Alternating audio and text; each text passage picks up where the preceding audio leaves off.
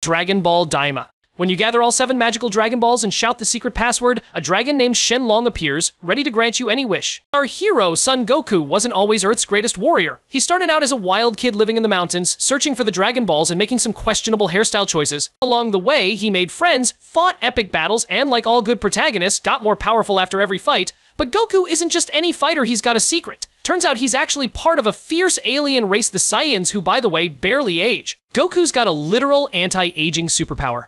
But peaceful times never last, do they? Just when things were chill, a bunch of Saiyans showed up on Earth to cause chaos and surprise Goku was one of them. Since then, he's faced every terrifying villain in the galaxy, pulling off moves that are basically cheat codes. And just when Earth thought it was safe, a new threat looms. Who or what could it be this time? In a dark, red-lit castle filled with high-tech gadgets, 2 mysterious figures are watching a replay of the big battle with Majin Buu on Earth. One of them is a short guy with a staff, and the other looks a lot like the Eastern Kaioshin. They're both shocked that Babidi managed to take control of King Debra using magic. The short guy turns to the other one named Dejizu and asks, "Hey, isn't that your older brother?" Dejizu rolls his eyes, clearly annoyed. He grumbles that his brother is just as stuck-up as ever, always thinking he's so important as the Kaioshin. Dejizu can't believe his brother is actually helping the humans. The two fast forward and skip around their video recording, next landing on Vegeta having gained the Majin power-up and lose their minds over such powerful people in the outside world, wondering if they are Majin. This cannot be, however, since their ears are round. The little one is upset that Buu is now seemingly back to. Jizu remarks that Babidi seems to want to rule the outside world plus the demon realm and everything beyond. Yes, the two are totally stunned to see that Dabra got defeated so easily. But wait, this means the short guy is now the new king of the demon realm. Just as he starts imagining his new title, reality hits. If Babidi's next target is them, there's no time to celebrate. As they keep watching, they're shocked to see a Namiki and our pal Piccolo enter the scene. Then, just when it looks like Buu is defeated by Vegeta's explosion, Buu regenerates like it's no big deal. They skip through the scenes and suddenly the sky turns dark. Dragon Balls appear and there's a dragon. And not just any dragon, there are 7 Dragon Balls. This definitely doesn't look like the Porunga they've heard of. Curious, they rewind and see Yamcha summoning the dragon with, "Come out, Shenlong," instead of Porunga. They're calling it Shenlong, and it seems pretty easy to gather these Dragon Balls, but here's the kicker: this dragon grants 3 wishes. Now they're even more hooked, wondering what happened to Buu, so they skip ahead. As their jaws drop when Buu kills Babidi, well hey, that's actually a relief for them, but then they spot another named Kian Dende with the group, who appears to have escaped into the outside world. Buu has changed, and they watch Gotenks and Gohan face off against this version of the Majin. The two watch more as Goku uses his Genki Dama against Buu now in yet another, smaller form. Buu has actually been completely defeated. This means anyone in their way is gone. The recording is whisked away as Dejizu now bows before the new Demon Realm King Goma. Just then, another character steps in. Dejizu's sister, Dr. Ensu. She's surprised to see her brother here, and Goma, now officially the new king, asks how her research is going. "Quite splendidly, thank you," she says with a grin. She's clearly been keeping an eye on the drama and congratulates Goma on his promotion to king, hinting she's watched every twist in real time. She's especially curious about Debra going to the outside world. That's not his usual style, so it definitely caught her attention. She mentions that while Debra gave her all the research funding she wanted, his recent exit might complicate things. Then, with a sly look, she warns Goma that he might want to be extra careful. These folks defeated the legendary Majin Buu, after all. If they decide to crash the demon realm, things could get messy. Desu scoffs, saying he doubts they'd even want to come here, but Dr. Erensu shrugs and heads out, leaving them to think it over. Goma wonders if they'll truly be alright, though, with these kinds of beings out there. Dejizu says Goma shouldn't listen to the ramblings of his sister, though even if they come to the demon realm for some reason, they'll never reach the palace. Goma has a plan: they should use the Dragon Balls. Dejizu is confused. Since 3 powerful Tamagami guard them, Goma doesn't mean the Dragon Balls here in the demon realm, though he means those small ones there on Earth. Dejizu asks what Goma wish for. Since these beings' power seems based in white magic, a black wish like eliminating them probably won't take. Goma's plan, however, is to make them young. Doctor Rinsu pops in from above to say that this is an ingenious plan, and it would be nice if they made her young as well. By turning them into children, they'll be harmless. As for a second wish, Goma wants to get the evil third eye. This was lost during the reign of Debra's father, the Demon King Abra. Goma explains that placing it on the forehead is said to grant unbelievable power, and it was passed down among the Demon Kings. As for a third wish, Dejizu wonders if he might get a stab at one. Goma will consider this request. In the meantime, Goma tells Dejizu to prepare their ship, and that he should bring the name Kian Neva along with him. He's a little senile, but no one else knows more about Dragon Balls. As Dejizu leaves, what seems to be a small child watches from the shadows. As Goma and Dejizu wait by a spaceship, they spot an elderly Namiki and Neva slowly shuffling toward them from a distance. Goma sighs, wishing they could just use the Dragon Balls right there, but the Tamagami guards are keeping a close watch. When Neva finally reaches them, he thanks the Tamagami for their hard work, and one of the guards even gives a polite bow. The 3 squeeze into the ship, but it doesn't take long for Goma and Dejizu to notice that Neva, well, he smells terrible. Apparently the last time he took a shower was years ago when he accidentally fell in some mud. So with Goma now at the controls, Dejizu explains to Neva that they're heading to the outside world. He's taken care of all the preparations, even though it's technically against the rules. Goma adds that they're off to see a young Namekian, and Neva's interest seems to perk up at this news. A ship comes up against what seems to be a giant spaceship fish, which asks them to identify themselves. Goma introduces himself as the new King Goma. The fish ship is unimpressed. Dejisu speaks aloud the requested pin of 0493. The giant ship spins around and ultimately relents. So the little ship travels into the big ship and passes through a winding open space, reappearing alongside a smaller version of the fish-esque ship from before. This new ship confirms they are traveling to the outside world and asks which universe they are going to. Specifically, Dejisu notes they are departing for Universe 7. The other ship wants a more specific number and lands on 3, which seems to be closest to Earth. This number seems to be popular lately, as Dr. Arinsu also traveled there earlier. Another doorway through space opens, and the trio are off. Down on Earth, everyone's throwing a big party to celebrate two things: Trunks' birthday and the return of the planet. Kuririn casually asks Trunks his age, and Trunks proudly announces he's 9. Though he's still a bit on the short side. Goku jumps in, mentioning that Saiyans usually get a big growth spurt around 15, which totally happened with him, but of course he teases that Vegeta didn't exactly get that extra height boost. Vegeta just glares. Even Kaioshin is here, which is odd because he's hanging out separately from Kibito. Weren't they fused with the Patara earrings? It turns out that since Goku and Vegeta's fusion was undone when Majin Buu absorbed them, they figured, why not? And asked Buu to do the same for Kaioshin and Kibito. Apparently Buu's got some strange gas that reverses Patara fusions. Handy talent, right? Gohan's missing from the party, though. Goku explains that Gohan's been pretty distant, buried in his studies, typical. After finishing his meal, Goku turns to Vegeta and says, how about a little training? Vegeta, always ready for a challenge, agrees. The two take off from Capsule Corporation and start sparring in the skies, leaving the party behind. Up above, Mr. Popo and Dende watch the festivities from the palace. All of a sudden, the spaceship with Goma, Dejisu, and Neva appear above them and land. Dende asks who they are, and Neva is delighted to see a Namekian. He hasn't seen a fellow Namekian in tens of thousands of years. Dende notices Dejisu next and asks if he is one of the Kaioshin. Dejisu denies this and says they are from the demon realm, just like Dende, since his ears are pointy.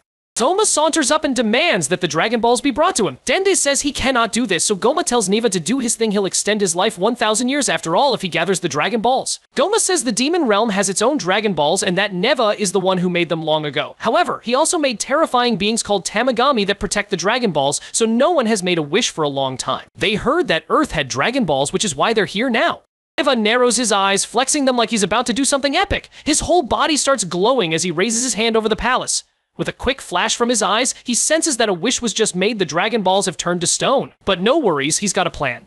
Neva forms a glowing blue ball in one hand, which suddenly expands and bursts into 7 beams that shoot off in every direction. Each beam finds one of the stone Dragon Balls and lifts it back to the palace. And here's the kicker: Neva can restore them early. With a wave of his hand, the Dragon Balls are back to normal, ready for action. Dende, trying to be brave, declares he'd rather die than reveal the password, but Dejisu smirks and pulls out a video recording of the whole process. Dende makes a desperate leap to stop him, but Dejisu swiftly chops him, and poor Dende is down. Even Mr. Popo just stands by, not exactly eager to jump into this mess. Dejisu summons Shenlong. Down at Capsule Corporation, everyone is confused by the sky going dark. The Dragon Balls should still be stones, after all. Kibito and Kaioshin sense a presence. Goma wishes for the ones who fought Majin Buu and all their friends be turned into children. Shenlong pauses a moment and asks for clarification on exactly how young of children. Goma suggests about first graders, but Shenlong wonders back, what about those that are already children? Goma thinks that turning them into babies would be fine. The wish is made. Everyone at the party begins to fall over and writhe in pain, including Goku and Vegeta. Goma's wish has been granted, but isn't he supposed to get 3 wishes granted from Shenlong? That's apparently just a bonus for regulars. Unknown first-timers only get a single wish. Shenlong bids his farewell, and the Dragon Balls scatter across the Earth once more. Kuririn wakes up to see Goku and Vegeta plummeting out of the sky, then crashing into the ground back at the party. Kuririn says they've both grown small. Goku and Vegeta look at themselves and around at their friends in disbelief. Everyone's been turned into kids. The Ox Demon King, Yamcha, Oolong, Pu'er, Kibito, Kaioshin, 18, Marin, and even Piccolo are now pint-sized. If Goma had known this was coming, he would have just wished for the evil third eye right from the start. Neva can't simply gather the Demon Realm Dragon Balls like he did with Earth's to get another wish, though they'd have to beat the Tamagami in a fight. And Neva can't do that whole ritual again anytime soon. Desu points out that Goma still got what he wanted. Now Earth's warriors are pretty harmless. Even Mr. Popo and Dende have been turned into kids. Goma wonders if Earth's Dragon Balls will be useless without little Dende. Neva agrees, but Goma figures it's best to bring Dende along as a backup plan. With Popo unable to stop them, Dejisu takes Dende onto their spaceship as a hostage. Back at the party, chaos erupts as Bulma and Chi-Chi have become kids, while Goten and Trunks are now toddlers again, rolling around on the floor. Kuririn finally realizes he's shrunk too, and everyone's in a full-on frenzy. Vegeta looks around, suspicious, and wonders if everyone's shrunk. Just then, a kid with a bushy head of hair strolls over, unfazed. It's Mr. Satan. Even Boo seems thrilled with his new younger self as he happily zips by. Bulma and Chi-Chi are into the fact that their skin is so young-looking, which prompts Kuririn to note that everyone is basically still an adult on the inside, so it's more like they've all been turned tiny. Vegeta asks Piccolo what is going on around here. Piccolo supposes it might have to do with Shenlong being summoned. The world's ultra superhero Mr. Satan will, well, do something, but everyone has already walked away. Kibito says he sensed something up at the temple, so Goku tries to fly off to check it out, but promptly drops out of the sky. A young bald boy with sunglasses and a walking cane says that because Goku shrank so suddenly he isn't used to the balance of his body yet. It's the turtle hermit and he's really into his newfound youth. Kibito will take them to the temple to investigate and Piccolo wants to come along too. Up above, Mr. Popo greets his visitors, but Goku interrupts, saying this really isn't the time for that. He asks where Dende is, and Popo explains that some strange men took him away. They had pointy ears and claimed to be from the demon realm. Kaioshin gasps at the mention of the demon realm, realizing the seriousness of the situation. One of the men even looked like Kaioshin. They called him Dajizu, who turns out to be Kaioshin's younger brother. Alongside him were a short, arrogant fellow and an old Namekian named Neva. Piccolo perks up at Neva's name, recalling him as the legendary Namekian, who stayed in the demon realm to protect the Dragon Balls. Neva, though feeble in appearance, possessed great power and could even control Earth's Dragon Balls. The short man had asked Shenlong to turn everyone into children. Goku is eager to dash off and rescue Dende, but Kaioshin reminds him that they can't teleport to the demon realm. However, Kaioshin quickly formulates a plan and instructs Kibito to return to the Kaioshin planet and retrieve the spaceship. Kibito teleports away and soon returns with a moss-covered spaceship that looks like it hasn't been used in ages. Kaioshin explains that he originally traveled to this universe in that ship long ago. As the hatch opens, it becomes clear that nothing inside seems to respond, leaving them feeling disheartened. Goku suggests they ask Bulma for help fixing it. He tries to fly off again but ends up flopping awkwardly and nearly falls off the palace. Piccolo observes the chaos and thinks Goku needs to get used to his new body. In a response, Goku throws a playful jab about Piccolo needing practice too. Just then, Piccolo miscalculates and ends up tumbling headfirst into a tree, his nose bleeding, while Goku struggles to contain his laughter. Kibito returns with Bulma and Vegeta in tow. Vegeta can't let anyone get away with turning him into a little brat. Piccolo wonders where Trunks is. Bulma says she left him with a babysitter and turns her attention to the spaceship. Kibito says a normal spaceship wouldn't be able to get to the demon realm. Bulma can fix it, but it will take about 10 days. Goku worries about Dende, but Kaioshin notes that they kidnapped him without killing him, so he's probably fine for now. Bulma needs a bunch of materials back at Capsule Corporation, so she asks Kibito to take her back again. Kibito hesitantly agrees. 2 days later, as Goku trains in his smaller body, he thinks he finally has the hang of flying. He goes in for a kick against a pillar, but realizes he didn't reach it because he's not used to this sense of distance with his body. Goku thinks it will take too long to get used to his body at this rate, so he flies off with a new idea. The group wonders if everyone with pointy ears is from the demon realm, but Kaioshin says while most are, not everyone is. Long ago, some sought out freedom from the demon realm and traveled abroad. These days, only those who are granted permission are able to travel to and from the demon realm. Bulma ordered takeout for dinner, so could Kibito please go pick it up? Goku arrives at Karin Tower and is surprised to find his old master isn't shocked at all to see Goku's new stature. Karin, of course, sometimes watches down over the world below. Goku wonders if he might have too much free time. Goku has actually come for Nyoibo. It's not connected up to the palace anymore since no one really needs to use it to get there. Karin thinks hard about where it is and remembers that the turtle hermit has it. Goku thanks Karin and plops his way down. Karin wonders if he should take Kin to one, but Goku is good on his own.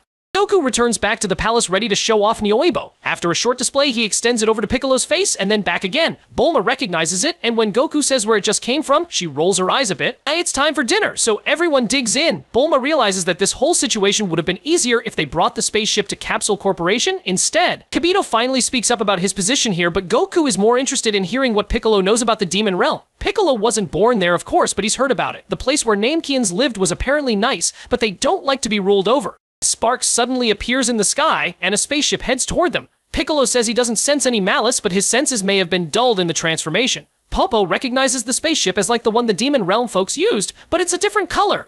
This what looks like a blue-skinned, white-haired young man steps out and excuses himself for intruding. His name is Glorio. Kaioshin notices the pointy ears, and it is confirmed he comes from the Demon Realm. Glorio wants Goku to come with him to the Demon Realm to defeat King Goma.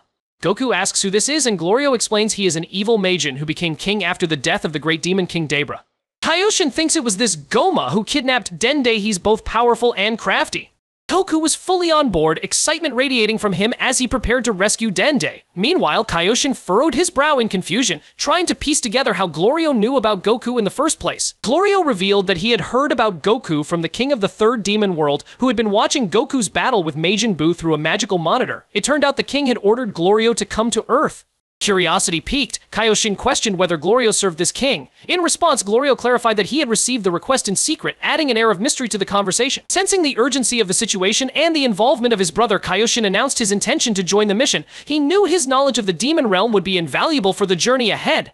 Glorio is all set to go, but Bulma would like to examine the spaceship as reference material for fixing up Kaioshin's own ship. Glorio pauses and then says it's his airplane. Bulma thinks it's a spaceship if it travels through space, but Glorio says it just happened to travel through space this time it doesn't normally. If she hurries up, it would be fine to take a look. Kaioshin tells Goku not to let his guard down, as Glorio shouldn't know they were kids but didn't seem surprised. Bulma is good to go after examining the ship, and it should even speed up her repairs. Vegeta announces that he will go with them, but there is only room for 3 on the plane. Kaioshin apologies and suggests that they just follow them afterward when Bulma finishes repairs on his ship.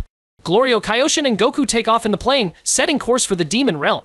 Glorio's airplane takes off at blazing speeds, and soon the Earth is already out of sight. Kaioshin explains that demon realm planes function on magic power, so they're very fast. Kaioshin confirms with Glorio that they are headed to Warp Sama, which is explained to Goku as a transit point between the demon realm and the outside world. According to Glorio, the closest Warp Sama to Earth is in the Raka system near planet Batapia. Goku accidentally extends Nyobo, hitting the roof of the ship. Kaioshin recaps with Glorio he was sent by the king of the third demon world in order to defeat King Goma. Goku wonders how strong this King Tama is, which Kaioshin corrects as Goma. Glorio explains that he's small, crafty, and has amazing magical power. But since Goku defeated Majin Buu, he should be able to defeat Goma. Goku says they need to hurry up, rescue Dende, and return to normal too. They arrive at planet Batapi, but Kaioshin asks for a brief stop so he can relay their location back to Kibito. After concentrating for a moment, they move on. As Goku's eyes widened in excitement, he spotted Warp Sama off in the distance, exclaiming that it looked like a giant goldfish. Warp Sama, however, was not amused by this comment, his displeasure palpable as Goku fixated on the comparison. Kaioshin, feeling the tension rise, repeatedly urged Goku to stop talking, knowing that offending Warp Sama could jeopardize their passage. But Goku, ever the curious one, continued to ponder aloud whether Warp Sama might actually be a pop-eyed goldfish instead. In a moment of exasperation, Kaioshin grabbed Goku and shoved him toward the back of the ship, just as Warp Sama demanded they identify themselves. Glorio stepped up, noting that he had passed through recently. However, he was not alone, he had brought 2 others with him. Sensing the need for a cover, Glorio lied, claiming they were also from the demon realm. Warp Sama was not easily fooled and asked to see their ears. Kaioshin's pointed ears passed the inspection, but Goku's were not quite right. Just as panic started to set in, a magical energy enveloped Goku, correcting his ears to meet Warp Sama's standards. More or less satisfied, Warp Sama then inquired about the correct pin for entry. Glorio explained that an application was required first, along with the pin, which made Kaioshin frown. He remembered a time when such formalities didn't exist. As with a quick think, Glorio provided the pin 8821. Instantly, they were granted entry through Warp Sama's mouth, a rather unusual gateway, but one that promised new adventures ahead.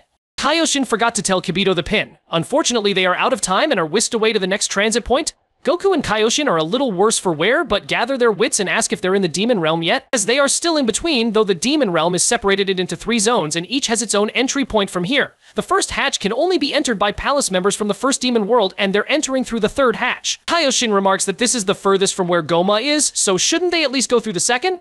Glorio only received clearance for the 3rd, however. This time, small Warp Sama appears before them, asking if they're heading back to the demon world and hurries them along through the 3rd hatch. The plane tumbles through space again, and they finally exit down in the demon realm. The 3rd demon world is filled with floating rock islands, the occasional shrubbery, a flying dragon, and exploding volcanoes. Kaioshin remarks again that he was unable to give Kibito the pin, but Goku supposes things will be fine. As Goku peered down through the ship's window, he noticed something peculiar below. Kaioshin quickly explained that what Goku was seeing was the intricate tunnel system of the demon realm. Long ago, travel between the worlds was as easy as a stroll in the park. However, by the time Kaioshin was young, a light shield had been placed over it, making Warp Sama the only viable method of transportation. But even that came with restrictions. Only those from the first demon world and select individuals from the 2nd demon world were allowed to use it. Curiosity sparked within Kaioshin as he wondered aloud how Glorio managed to use Warp Sama, given that he appeared to be from the 3rd demon world. Glorio casually replied that he worked in the 1st demon world, but when pressed for details about his job, he hesitated, mumbling something about doing just this, and that his vague response left Kaioshin intrigued but unconvinced. As the ship continued its journey, Goku's attention was drawn to a giant stone statue below Debra, the previous king of the demon realm. The statue looked a bit worse for wear, and Goku couldn't help but comment on its dilapidated state. He then looked up at the sky, noticing it seemed a little off. He had expected a creepy atmosphere, but to his surprise, it wasn't too different from Earth. Kaioshin nodded, pointing out that the demon realm had its own unique flora and fauna, with plants and animals Goku had never encountered before. Even the land masses here in the 3rd demon world floated, creating a surreal landscape that was both fascinating for Goku. Goku wants to get out, so Glorio lands the plane. Goku takes a few deep breaths, but says something smells kind of bad. The air also feels stuffy, making it hard to move. Glorio says it's the gas covering the area, making the air heavy. Goku runs along, taking in the sights. Kaioshin notes that it's his first time in the third demon world. Glorio recognizes Kaioshin as a Glind if memory serves him. Glind used to live in the second demon world, so he's sure Kaioshin's sophisticated kind never had any reason to grace the second demon world with a visit. Kaioshin side-eyes Glorio as Goku hops along with some kind of small rodent. Goku almost falls off a cliff. In the process, Glorio says if he falls into the Sea of Darkness, he'll perish instantly. Meanwhile, some demons with weapons watch over them from the cliff tops. Goku senses an attack coming, and the demons up above fire a flurry of arrows down at them. Goku is easily able to hop out of the way, though Glorio says this is because the air is so heavy. Glorio rushes in, avoiding arrows and spears, and fires his gun at the group. The bandits retreat in response. There is still a ways to go, so Glorio and the others continue on toward the nearest town to stay in a hotel for the night. He'll take them to see King Kadan, the king who sent Glorio on his mission, tomorrow. Kaioshin reckons they are flying rather slow. Glorio responds that if they fly too fast, the air resistance will break the plane's machinery. Goku notices a volcano floating in the sky, and Glorio explains that it's the gas that the volcano spews that makes the air so heavy, and therefore also makes it difficult to fly planes around them. There are lots of volcanoes here, which Goku figures must be why it stinks so much. He could fart any, nobody would even notice. Soon after, Goku farts. Glorio notes that it was night on Earth when he picked them up, so they must be getting tired. The group lands their ship alongside a few others in a town as a variety of demons keep an eye on the gang. Glorio and the others try to arrange for hotel rooms, but the owner wants 30,000 Dokuro per room. This seems to be too much for Glorio, so he reaches through, grabs the owner, and gives him a glimpse of his gun. And the price is suddenly only 5,000 per room? 2 keys are handed over, and Glorio says he will come for Goku and Kaioshin in the morning. Goku is still a little hungry though, so they head to a bar across the street which should have hamburgers. The trio walked in and were clearly unwanted, but Glorio ordered a couple of drinks and 5 hamburgers per Goku's request. Goku thought the food was delicious and wondered what it was made out of. Glorio suggested he not worry about that. Just as they began to enjoy their meal in relative peace, a loud green demon burst in, eyeing Goku suspiciously and barking about his non-pointy ears. The situation escalated quickly, with more and more demons joining in the argument, eager to throw in their 2 cents. Glorio, tired of the commotion, tossed a drink at the green one, momentarily stunning him, and proceeded to take out a few more rowdy patrons, casually asking for another drink as if he were just running a tab. As another demon charged at Goku, who easily fended him off with a hamburger stuffed in his mouth and plates in his hands. Goku kept fighting, determined not to waste a single bite of food. After a little stretching, he continued his fight, getting used to the air along the way while snatching bites whenever the opportunity arose. After all that, he was still hungry, so Glorio ordered another hamburger because, in a fight like this, who can resist a good meal? As Goku and Kaioshin slept it off, a couple of demons skittered away in a panic, muttering about making them pay for the chaos they caused. The morning sun broke through the clouds, and Glorio gathered the gang together, ready for their next move. However, when they stepped outside, a wave of disbelief washed over him. His plane was missing. To make matters worse, a note was left behind, comically stuck to a hatchet.